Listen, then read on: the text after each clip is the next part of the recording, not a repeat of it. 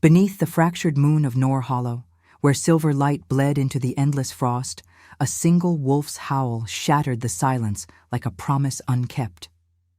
Mylis Thornwick trudged through the wind-scoured plains, her boots sinking into snow that whispered of forgotten oaths. The cold clawed at her skin, a relentless bite that matched the ache in her chest, where rejection had carved its deepest wound. At 22, she was no stranger to the margins of her pack, an omega marked by the wild winds that birthed her scent too faint, her instincts too quiet to claim a place among the fierce hierarchies of the Frostfang clan. But this exile was no quiet drift. It was a banishment decreed under the blood moon, her name spat like a curse by the elders who once tolerated her shadow. The plains stretched like a vast, indifferent sea, dotted with jagged spires of ice that rose like the teeth of ancient beasts. Wind howled through them, carrying the distant uivos of her former kin. Warnings, perhaps, or mockery. Mylis pulled her threadbare cloak tighter, the fabric stiff with frost, and felt the weight of the collar around her neck.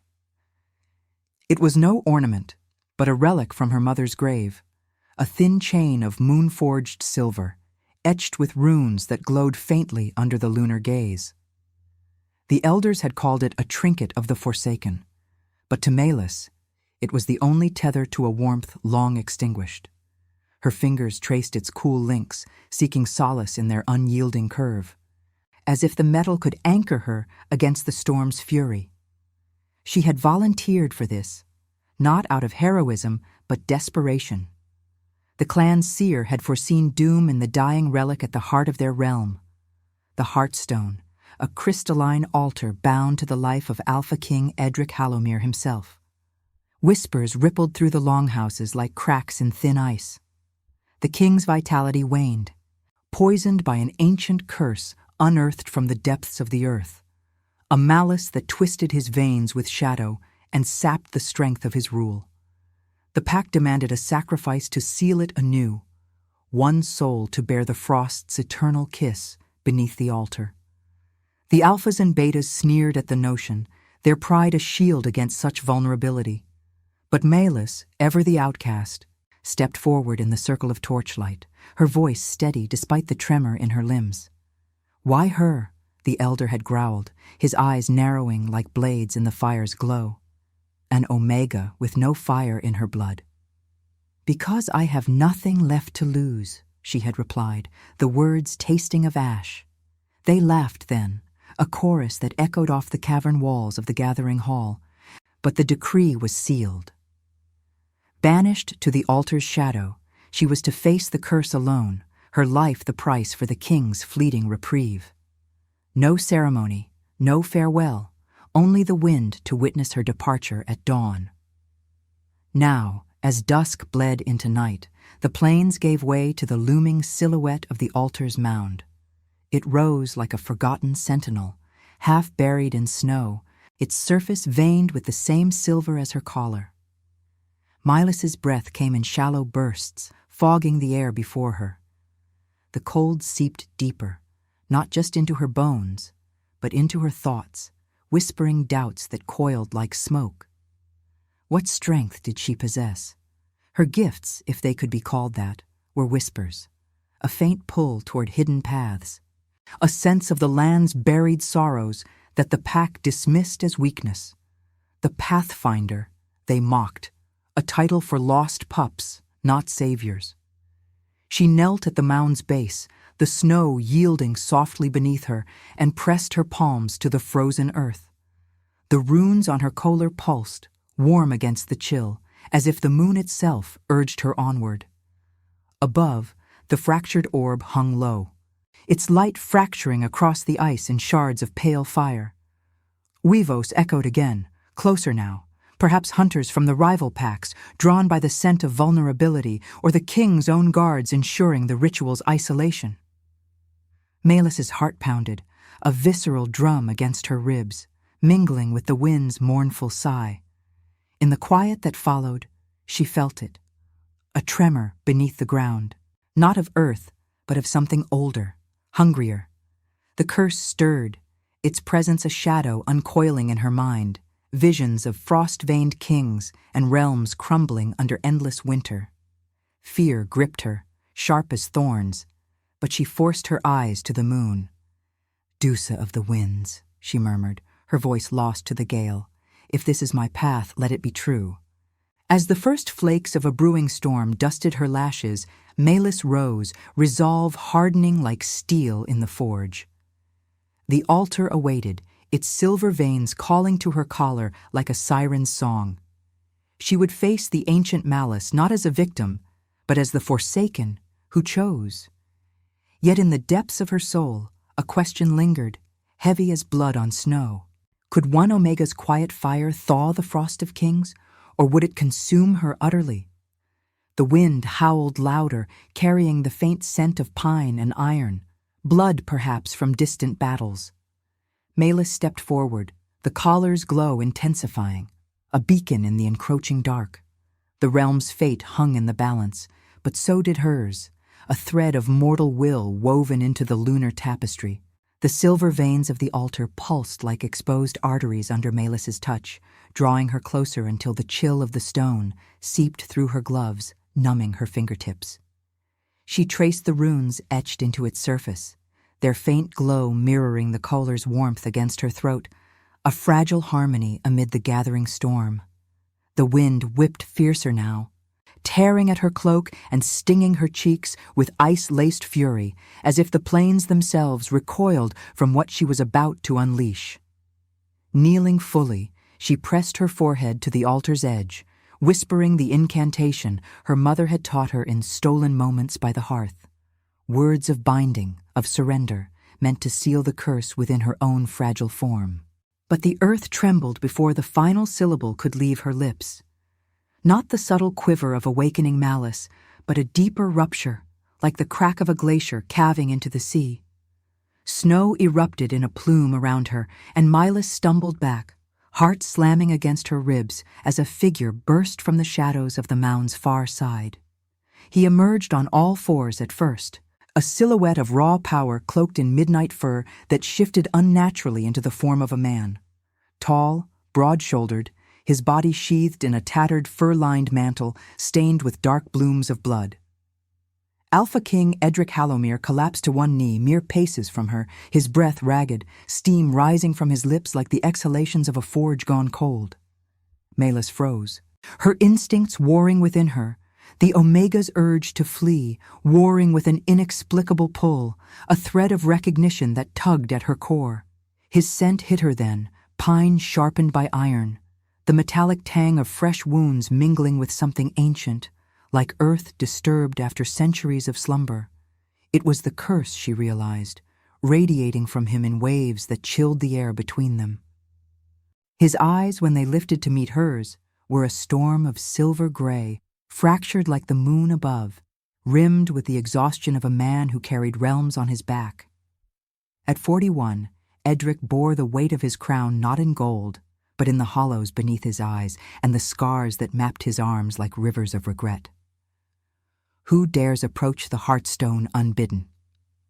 His voice was a low growl, laced with pain, but there was no command in it, only wariness, as if he expected betrayal from the very shadows.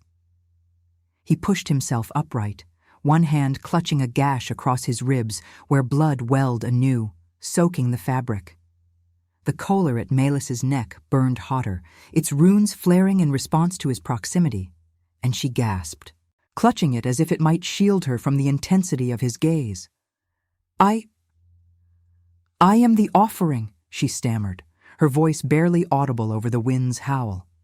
Fear coiled in her gut, sharp and unyielding, yet beneath it stirred a curiosity she couldn't name, a quiet certainty that this was no coincidence, that the plains had guided her here for him. She had heard the tales of Edric, the king who had united the Frostfang clans through iron will and quieter mercies, only to be undone by the relic's decay. Guilt shadowed him, whispers said, for unearthing the curse in a bid to protect his borders from rival packs. Now he looked every bit the fallen monarch, his frame trembling not from cold alone, but from the frost that crept visibly up his veins, turning them to threads of ice beneath his skin. Edric's nostrils flared, scenting her, faint wild winds and the subtle bloom of untapped power that marked her as Omega, yet something more, elusive as moonlight on water. His instincts roared to life, a primal recognition that made his pulse thunder, but he denied it, shoving it down with the discipline of a lifetime at war. An Omega, sent to die in my stead? Disbelief edged his words, mingled with a bitterness that tasted of self-loathing. He took a step back, as if her presence alone threatened to unravel him further. The connection hummed between them, instinctive and unwelcome, born not of desire but of shared isolation, the outcast and the burdened king, drawn by the curse's invisible chains. From the horizon, weavos rose in a chorus, distant but closing, the rival packs no doubt sensing weakness in the air. Edric's head snapped toward the sound, his body tensing like a bowstring. "Foolish girl," he muttered, more to himself than her. "The elders send lambs to the altar while I bleed for their secrets." But his eyes lingered on her collar, the runes pulsing in sync with the altar's veins.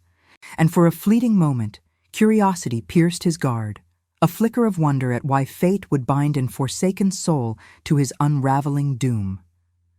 Malus rose slowly, her legs unsteady, the cold now a deeper ache in her bones. She should run, deny this pull that made her skin prickle with awareness of him, the heat of his blood calling to her quiet fire. Yet fear twisted into something akin to defiance. She met his gaze, unflinching. "The seer chose me, or perhaps the moon did." The words felt bold, reckless, as the wind tore at them both, scattering snow like shattered promises. Edric laughed, a hollow sound that dissolved into a cough, flecks of blood staining his lips. "The moon mocks us all." But he didn't turn away, and in that suspended breath, under the fractured lunar light, the first threads of their bond wove tight, fragile, resisted, yet undeniable. The uivos grew nearer, a reminder that refuge lay not in solitude, but in the uneasy alliance forming amid the frost. As the storm broke fully, veiling them in swirling white, Milas extended a hand, her collar glowing like a star against the night. Would he take it, this king haunted by duty's blade? Or would fear claim them both before the curse could? And now, I invite you to leave a trace of your presence in the comments. Tell us where in the world you're watching from, and the exact hour you hear this story. We wish to know how far these northern confessions travel, and at what moments of the night they find you. The storm descended like the wrath of forgotten gods, sheets of snow blurring the line between earth and sky, turning the altar's mound into a spectral island amid the chaos. Milas's hand hung suspended in the frigid air, fingers outstretched toward Edric, whose silver-gray eyes locked onto hers with a ferocity that pierced the gale. The uivos swelled. No longer distant echoes, but a predatory symphony closing in from the shadowed fringes of the plains. Rival packs, the Ironclaw horde, drawn by the scent of blood and vulnerability, their howls laced with the promise of conquest. Edric's jaw tightened, the frost in his veins creeping higher, etching faint blue lines across his collarbone, like cracks in marble. He ignored her offered hand, surging forward instead to grasp her wrist with a grip born of necessity, not tenderness. Iron calluses against her chilled skin, pulling her toward the mound's shadowed lee. "Not here," he rasped, his voice cutting through the wind like a blade. "The altar exposes us. Follow or die alone." She stumbled after him, the collar's runes flaring hot against her throat, a counterpoint to the numbness invading her limbs. Fear clawed at her insides, not just for the encroaching shadows, but for the king's touch, which ignited an unwelcome spark in her blood, an instinctive tether that made her pulse sink with his ragged breaths. They scrambled behind a jagged outcrop of ice-sheathed rock, the mound's bulk shielding them as the first silhouettes materialized through the blizzard, hulking forms on four legs, eyes gleaming amber in the lunar haze, their breaths fogging the air like war drums. Edric pressed her back against the stone, his body a barrier between her and the threat, the heat of him seeping through his bloodied mantle despite the curse's chill. Melis's heart thundered, her senses sharpening to the metallic tang of his wounds, mingling with the crisp bite of snow and the underlying musk of the approaching wolves. She could feel the curse's tendrils brushing her mind now, whispers of despair that fed on her doubt, but she shoved them aside, focusing on the man before her, his broad shoulders heaving, the subtle tremor in his frame not from cold, but from the weight of command he could no longer wield alone. The lead Ironclaw shifted mid-stride, rising to man form, a scarred brute with fur-matted arms and a sneer that bared fangs yellowed by endless hunts. "Halomir!" he bellowed, voice booming over the storm. "Your scent reeks of weakness. The Heartstone crumbles, and with it, your throne. Yield the relic, or we'll carve it from your bones, and hers." His gaze raked over Melis's hiding spot, nostrils flaring as if he could taste her fear on the wind. Edric's response was a guttural snarl, low and resonant, vibrating through Melis's bones where they pressed against him. He didn't shift fully. The curse sapped his strength for such displays, but his eyes ignited with a feral glow, the kingly authority undimmed by his frailty. "Come closer, Vargan, and taste the frost you envy." His free hand clenched into a fist, nails lengthening to claws that dripped with his own blood, a defiant offering to the snow. The pack circled, their forms weaving through the whiteout like ghosts of winter's fury, testing the perimeter with feints and snaps. One lunge too near, jaws parting in a spray of saliva and frost, and Edric met it with a savage swipe, his claws raking fur and flesh in an arc of crimson that steamed against the cold. The beast yelped, retreating with a whine, but the assault pressed on, claws scraping stone, bodies slamming the outcrop, the air thick with the acrid scent of aggression. Melis's breath hitched, her body coiling tight against the rock, but instinct surged through her veins, unbidden and sharp. The collar pulsed, its silver chain warming like a vein of fire, and she felt the land respond. A subtle shift in the snowdrifts, a whisper of wind guiding her hand to a loose shard of ice nearby. Not a weapon of brute force, but something finer. She hurled it with precision, born of her Pathfinder gift, the fragment whistling through the gale to strike an Ironclaw's flank, drawing blood and sowing confusion in their ranks. Edric glanced at her, surprise flickering in his storm-torn eyes, a momentary crack in his guarded facade. "You fight," he murmured, almost to himself, as if the notion of an Omega's defiance was a revelation amid the chaos. Another wolf bounded forward, and this time Melis moved with him, her movements fluid, guided by the same intuitive pull that had led her to the altar.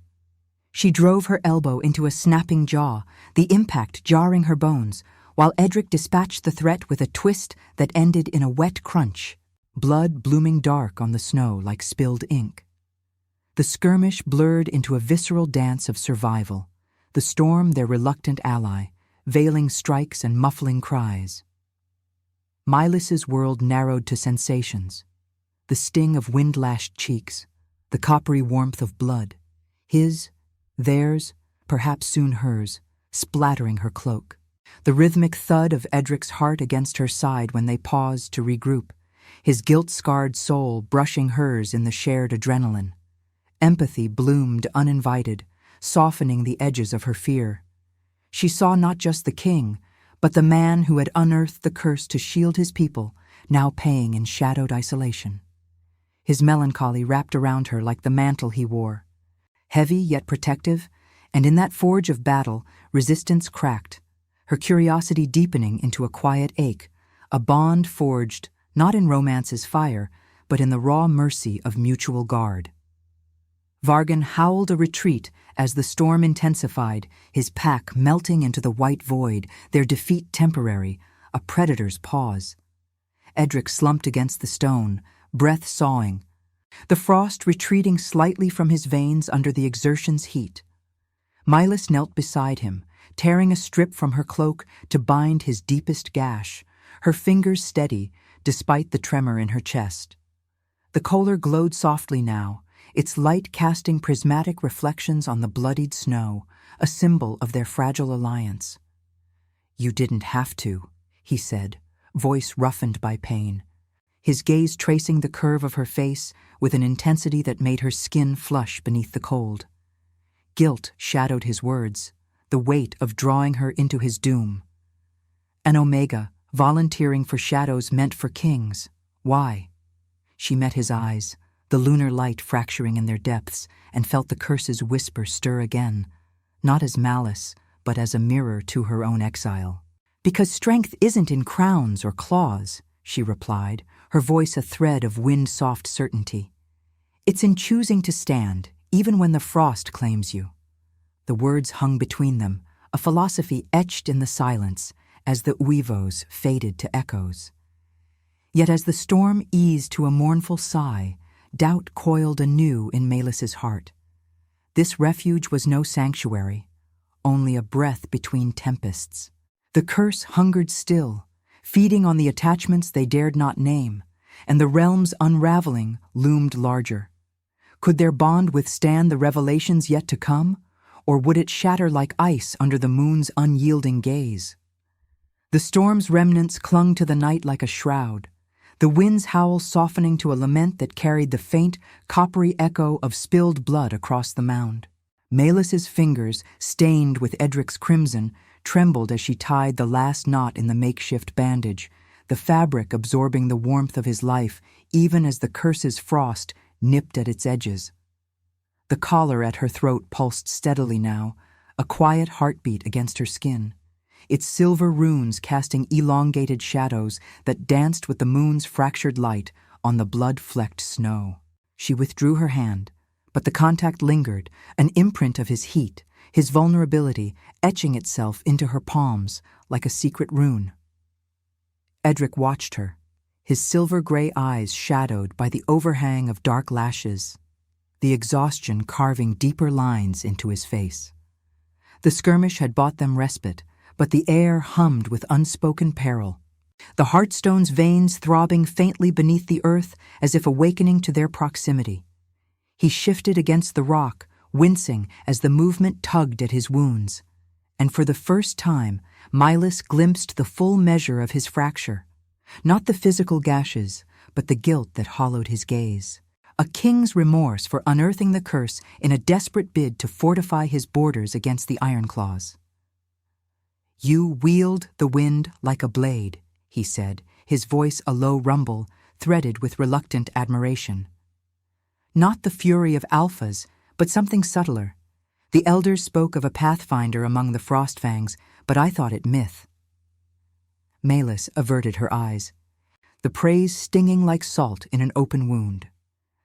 Her gift had always been a whisper, dismissed as the quirk of an omega too faint for the pack's roar, a sense of hidden trails, of the land's buried truths that guided lost souls but earned her exile's brand.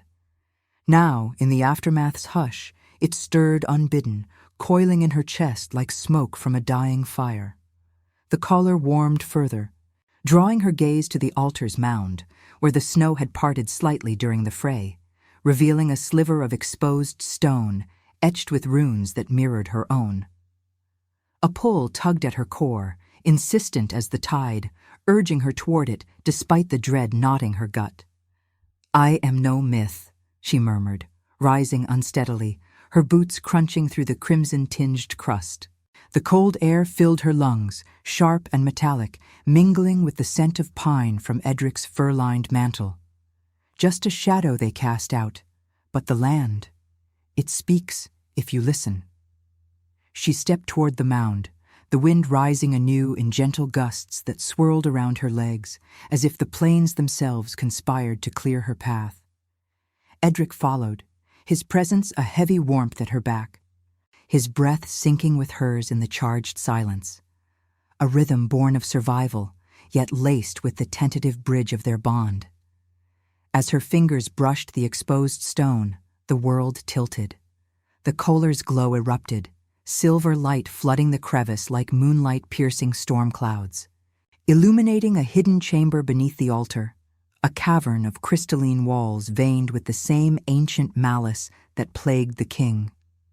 Visions assailed her then, not as fragmented dreams, but as a torrent.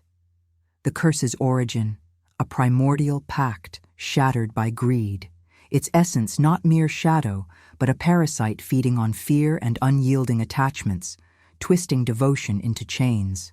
She saw Edric's past, his hand unearthing the relic in a torchlit ritual, the ground splitting to release the frost that now clawed his veins, his solitary vigils under the moon, bargaining with the Diusa for his people's sake while guilt eroded his soul like acid on steel. Melis gasped, her body arching as the Pathfinder's gift fully manifested, a surge of intuitive clarity that burned through her like liquid fire. The wind howled in response, whipping snow into a vortex that isolated them in a luminous cocoon, the distant uivos of lingering scouts fading to irrelevance. She felt the curse's core, a throbbing heart of ice deep within the cavern, pulsing in time with Edric's faltering life force. But woven into its malice was a revelation. It could be unbound not by sacrifice alone, but by a mortal anchor, one whose quiet strength severed its hold on fear. Her strength. The collar was no trinket. It was the key, forged in lunar silver to channel the very essence that could redeem the realm, or consume her in the attempt. Edric staggered forward, his hand clamping onto her shoulder, grounding her as the visions receded. His touch sent a jolt through her, the instinctive connection flaring brighter, no longer denied but acknowledged in the raw vulnerability of the moment. "What do you see?" he demanded, his voice edged with urgency, the melancholy in his eyes fracturing into dawning awe. The frost in his veins receded slightly under the color's radiant influence, a fleeting thaw that revealed the depth of his torment. The ethical king who had chosen power over mercy once, now facing the mirror of his choices in her unassuming form. She turned to him, tears freezing on her lashes, the weight of destiny pressing like an unseen crown. The curse. It thrives on isolation, on the fears we bury. It bound itself to you through your guilt, your attachments to a throne stained by blood. Her words spilled forth, poetic and pained, the wind carrying them like a prophecy. But I see the unraveling. The collar, the altar, they align through me. I'm the vessel to draw it out, to face its heart without promise of survival. Not as a savior, but as the forsaken who chooses. Edric's grip tightened, his silver-gray eyes searching hers, the realization dawning like firelight on shadowed stone. She was no mere offering.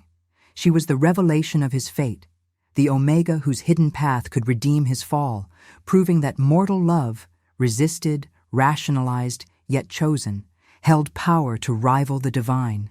Yet in that clarity, a moral chasm yawned. To accept her role meant binding their souls deeper, risking her light to his shadows, demanding he confront the attachments he had long denied.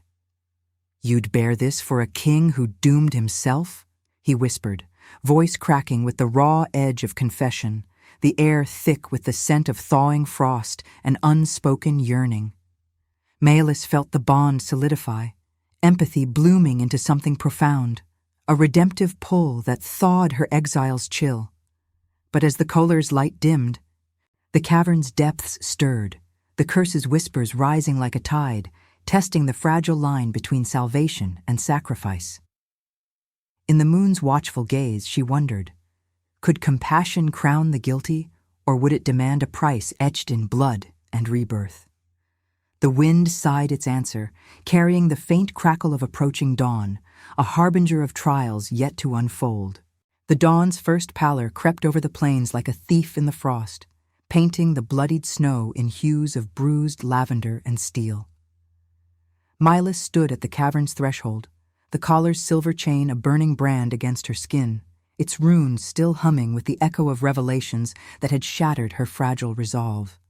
The air within hung heavy, laced with the mineral tang of ancient stone and the sharper bite of the curse's awakening malice. A scent like wilted pine and rusted iron, stirring the nausea in her gut. Edric's hand lingered on her shoulder, a weight both anchor and chain, his touch igniting the bond they had resisted for so long, now a live wire thrumming between them. She pulled away gently, her boots scraping the crystalline floor as she descended into the chamber's depths, the wind from above following like a loyal specter. The walls gleamed with veins of ice that pulsed in rhythm with the heartstone's core, a distant throb that resonated in her chest, mirroring the ache of her exile. Visions from the night clung to her, the king's past sins laid bare, his ethical core twisted by the necessity of rule, alliances forged in blood, borders sealed with the unearthed relic that had invited this shadow.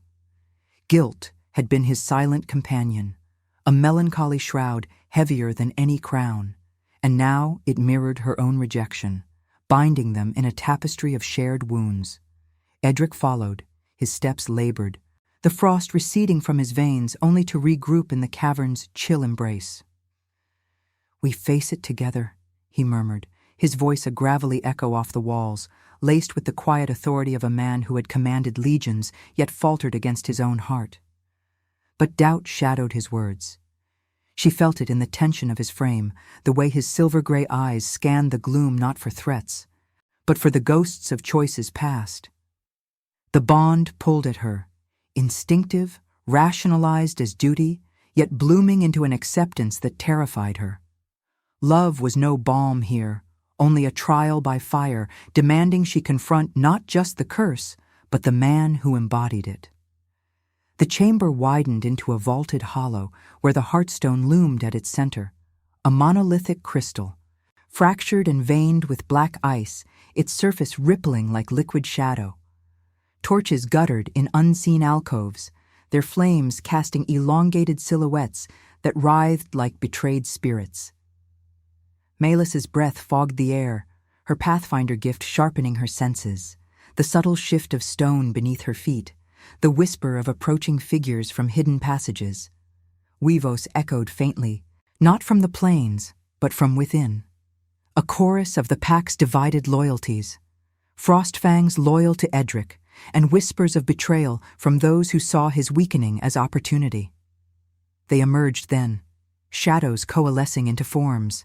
A cadre of his inner guard, fur-cloaked betas with eyes hardened by war, flanking the elder who had decreed her banishment, Thrain, his face a map of scars and simmering resentment. Beside him stood Vargan, the Ironclaw Alpha, unbound and smirking, his amber gaze raking over Edric with predatory glee.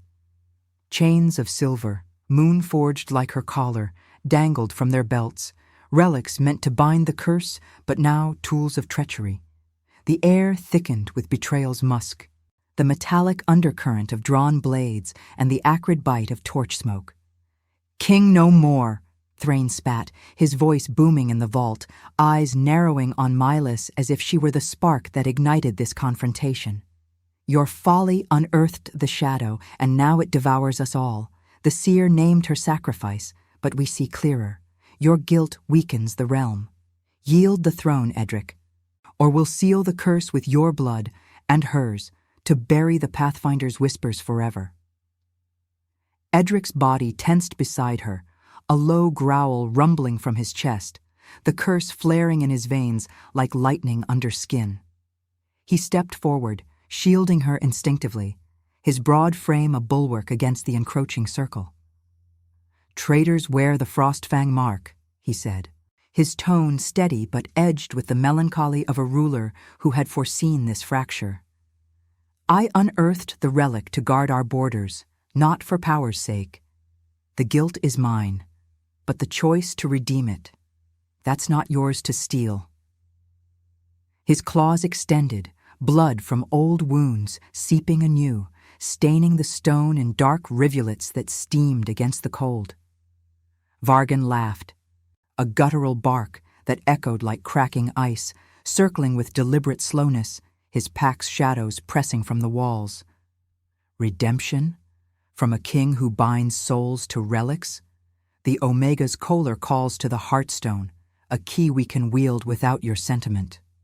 His eyes locked on Malus, hunger twisting his features, and she felt the curse stir in response, feeding on the fear it sensed in the air.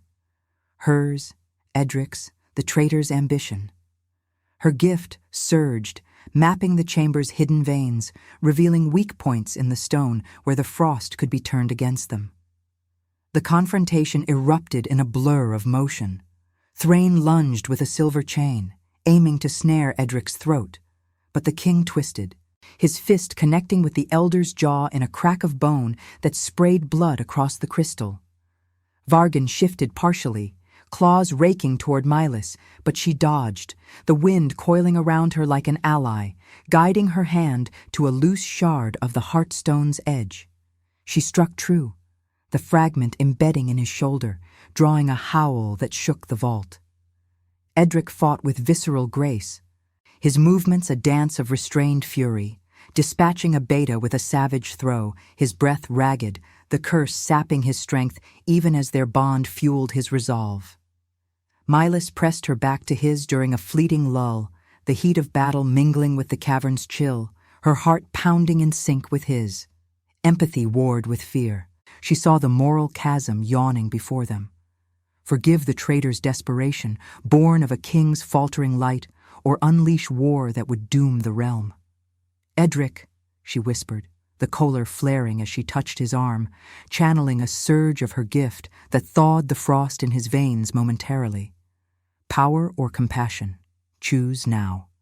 The curse feeds on division.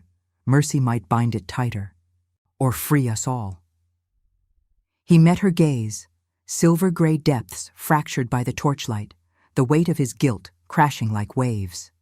Attachment to her, resisted yet accepted, clashed with his duty, the freedom to abdicate versus the war to reclaim his throne. Vargan's pack closed in again, blades glinting, uivos rising to a fever pitch, blood slicking the floor in crimson arcs that reflected the moon's distant gleam filtering through cracks above. In that suspended breath, Edric roared, not in rage but revelation, his voice cutting through the chaos. Enough, the curse claims no more through betrayal. He extended a hand toward Thrain, not in strike but offering, the ethical core of the king resurfacing amid the storm. Join me in facing it true, or fall to its shadow. The elder hesitated, eyes flickering with doubt, as Milas's wind whisper guided a pulse from the collar, illuminating the Heartstone's core. A vision shared, revealing the curse's vulnerability to united will, not conquest. But Vargan struck, his claws grazing Edric's side, reopening wounds in a spray of hot blood that splattered Milas's cheek, warm and vital against the cold. Pain lanced through her, not her own but his, the bond a double-edged blade. She cried out, shoving Vargan back with a gust born of desperation, the cavern trembling as the choice loomed, love's fragile thread demanding forgiveness amid war's roar or liberty's cold isolation. The flames danced higher, casting their forms in gold and shadow, the air thick with the scent of blood and thawing resolve as the realm's fate teetered on the edge of moral fire. The cavern's flames leaped higher, devouring the shadows as Vargan's claws sank deeper into Edric's side, tearing through flesh and fur with a wet rip that echoed like the world's unraveling. Blood surged hot and unrelenting, arcing across the crystalline floor in a vivid crimson spray that caught the torchlight, turning the stone into a mosaic of accusation and loss. Melis's cry tore from her throat, raw and unbidden, the bond between them a searing thread that amplified his agony into her own. A vice around her heart, frost blooming in her veins where the curse's malice seeped through their connection. She lunged, the wind coiling around her like a serpent's embrace, her Pathfinder gift surging forth in a gale that hurled Vargan back against the wall with a bone-jarring thud. His amber eyes widening in shock as cracks spiderwebbed the ice behind him. Edric staggered, his hand clamping over the wound, fingers slick with his lifeblood that dripped steadily, pooling at his feet in dark, steaming rivulets. The frost in his veins retreated under the surge of pain-fueled adrenaline, but his silver-gray eyes dimmed, fractured by the weight of betrayal's blade. He met her gaze across the chaos, a silent plea woven into the lines of his face. The ethical king, marked by decades of duty's quiet erosion, now confronting the precipice where mercy clashed with survival. "Mylus," he rasped, voice thick with blood and resolve. "Do not let it claim you too." But his words fractured as Thrain's guard closed in, their blades drawn, the air thick with the metallic tang of iron and the acrid smoke of guttering torches, mingling with the underlying rot of the curse's breath. The elder Thrain hesitated, his scarred face twisting in the fire's glow, doubt flickering like embers in his eyes. The vision Malus had channeled through the caller lingered in the vault, a shared revelation of the Heartstone's core, pulsing with shadows that fed not on magic alone, but on the fractures of loyalty and fear. It had shown him the truth. Edric's unearthing of the relic had been no greed, but a desperate ward against the Ironclaw's endless raids, a choice born of compassion twisted by necessity. Yet ambition's hook dug deep. Thrain's hand trembled on his sword hilt, the silver chain at his belt glinting mockingly, a relic meant for binding now symbol of his fall. "The realm crumbles under your guilt, Edric," he growled, but the conviction wavered, undercut by the wind's mournful sigh that carried Malus's quiet power through the chamber. Vargan rose, snarling, shaking off shards of ice, his partial shift rippling fur across his shoulders as he circled anew, blood from his own wound staining the snow-dusted floor. "Mercy is weakness," he spat, his voice a guttural thunder that drowned the distant Weavos echoing from the plains above, where the storm's remnants howled in sympathy. "The Omega's light blinds you, King. We'll take the Heartstone, and her caller with it, forge a new curse for our reign." His pack lunged in unison, a tide of fangs and steel, their forms blurring in the torchlit frenzy, claws scraping stone and fur matted with fresh gore. Mylus moved with Edric, their bodies sinking in the fray's visceral rhythm, her wind guiding his strikes, his presence a shield that thawed the curse's creeping chill in her blood. She felt it all, the burn of exertion in her lungs, the coppery warmth splattering her skin as she parried Abeta's blade with a shard of crystal, the king's labored breaths syncing with her own in a desperate harmony. Introspection pierced the chaos like moonlight through cracks, a whirlwind of philosophy amid the blood. What was strength if not the mercy to forgive the fallen, even as war demanded retribution? Her exile's scars throbbed, rejection's echo in every traitor's sneer, yet the bond with Edric demanded more, a choice between the freedom of isolation, where she could sever the curse and flee into the winds, or the peril of attachment, weaving her fate to his in a bid for the realm's rebirth. Edric dispatched a lunging wolf with a roar that shook the vault, his claws embedding in its throat, hot blood gushing over his arm in a baptism of red that steamed against the cold. But Vargan's strike came swift, raking across his back, reopening old wounds in a fresh torrent that weakened his stance. He fell to one knee, the Heartstone pulsing brighter in response, its black veins throbbing like a predator's heart, drawing the frost deeper into his form. Malus whirled, her collar flaring to life, silver light erupting in a radiant burst that illuminated the chamber's depths, forcing the attackers to shield their eyes. The wind howled through her, a spiritual gale that mapped the moral labyrinth. Thrain's hesitation was a crack in the betrayal, a chance for forgiveness to crown the divided pack, or for war to consume them in endless winter. "Thrain!" Edric's voice cut through the din, not as command but entreaty, his silver-gray eyes locking onto the elders amid the swirl of combat. Blood trickled from his lips, staining his beard, but his ethical core burned unyielding, the melancholy king who had borne guilt's crown alone, now offering it shared.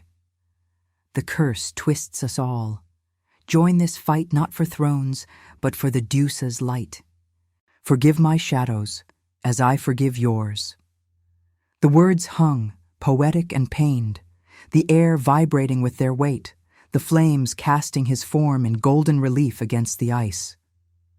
Thrain faltered, his sword lowering as the color's vision replayed in his mind. The realms unraveling under division, the potential for unity in Melis's quiet fire. Abeta struck at him then, loyal to Vargan.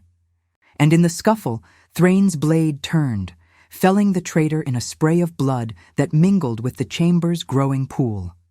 "For the Frost Fangs," he bellowed, rallying his guard, the tide shifting as loyalties fractured and reformed under the moon's distant gaze, filtering through the ceiling's fissures. Vargan howled in fury, charging Melis directly, his claws aimed for the collar that burned like a star at her throat. She met him not with force, but precision, her gift unveiling a hidden vein in the heartstone, which she struck with a wind-propelled stone, the impact resonating like a thunderclap. Cracks spiderwebbed outward, the curse's core shuddering, frost exploding in a blizzard that blinded the iron claws and forced their retreat. Vargan vanishing into the shadows with a final venomous snarl, his pack scattering like leaves in the gale. The chamber fell to heavy silence, broken only by ragged breaths and the drip of blood onto stone. Edric slumped against the heartstone, his wounds a map of sacrifice, the frost receding to faint lines under his skin as Melis knelt beside him, her hands pressing to staunch the flow, the color's warmth seeping into him like dawn's first thaw. Thrain approached warily, his face etched with the cost of choice, forgiveness won, but war's embers smoldering. "The realm stands divided still," he murmured, eyes on the fractured crystal. "But your mercy, it binds what the curse tore asunder." Melis felt the weight settle, her heart a storm of empathy and dread. The bond with Edric solidified, love's redemptive proof emerging not as reward, but as the trial that demanded her soul's rebirth. Yet as the heartstone's pulses weakened, stirring visions of the final unraveling, a deeper dilemma loomed. Could their union heal the ancient malice, or would it require a sacrifice that eclipsed even kings and omegas, etching destiny in blood under the fractured moon? The wind whispered through the cracks, carrying the scent of pine and iron, a harbinger of the choices yet to burn. The cavern's silence pressed like a held breath, the heartstone's fractured core emitting a low, resonant hum that vibrated through Melis's bones, syncing with the erratic throb of her heart. Blood pooled around Edric's form where he leaned against the crystal's jagged edge, its crimson warmth seeping into the cold stone, a stark contrast to the retreating frost that etched faint, silvery trails across his skin. The torches flickered low now, their flames casting elongated shadows that danced like specters of the fallen, the air thick with the mingled scents of iron-rich blood, charred pine from the braziers, and the faint, ethereal ozone of thawing malice. Melis knelt beside him, her hands slick with his life force, pressing firmly against the deepest gash as if her touch alone could staunch the realm's unraveling. The collar burned at her throat, its silver runes pulsing in rhythm with the stone's weakening light, a beacon demanding her final surrender, the Pathfinder's gift now a torrent she could no longer contain. Edric's silver-gray eyes met hers, dimmed yet fierce, the melancholy lines of his face softened by the raw vulnerability of near death. Guilt lingered in his gaze like frost on a window pane, the weight of his unearthed curse, his divided pack, and now this Omega's light offered in the dark. "Thrain's loyalty returns," he murmured, his voice a ragged whisper edged with pain, glancing at the elder who stood sentinel at the chamber's mouth, his scarred hands clenched around the silver chain that had once symbolized betrayal. The Frost Fangs had rallied in the aftermath, Vargan's iron claws fleeing into the dawn's pallor, but victory tasted of ash. The realm's fractures ran too deep. The Heartstone's core a volatile heart on the verge of implosion. Yet the shadow clings. I won't let it take you, Malus, not for a king's folly. She felt the bond coil tighter, an instinctive weave of souls that transcended hierarchy, born from exile's isolation and his burdened duty. Love had resisted them, rationalized as survival's mercy, denied amid the wind's howl and blood's spill, yet here, in the cavern's womb, it demanded acceptance, a redemptive fire that could either cure or consume. The curse stirred within her now, drawn by the collar's call, frost creeping up her arms like insidious vines, whispering visions of endless winter, realms buried under ice, attachments twisted into chains of despair. Her gift unveiled the truth in crystalline clarity. The malice fed on fear's isolation, but starved on devoted union, mortal will rivaling the Deuce's ancient pacts. To sever it meant sacrifice, her life as the vessel, or theirs entwined in a rebirth that bound her freedom to his shadowed throne.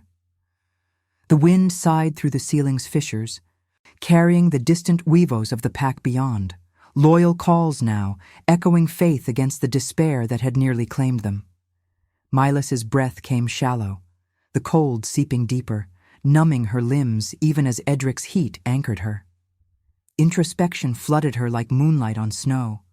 Rejection had forged her quiet strength, not as weakness, but as compassion's blade, sharper than any alpha's claw. Power tempted, wield the collar to claim the Heartstone's might for herself, freedom in solitude's embrace.